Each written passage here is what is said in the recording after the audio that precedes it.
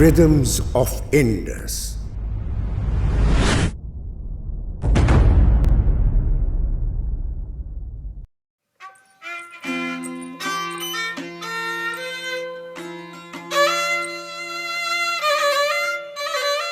The string instrument is one of the advancements that remains popular from the ancient times.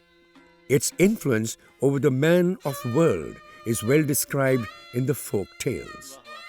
The most famous among these is Bijal, the performer, and Raidiaj, the king. The story of the king who did not hesitate to offer his life to the Surando performer as his reward.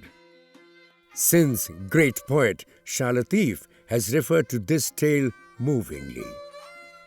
The versatile Khamisu comes from the traditional Surendo performer's family.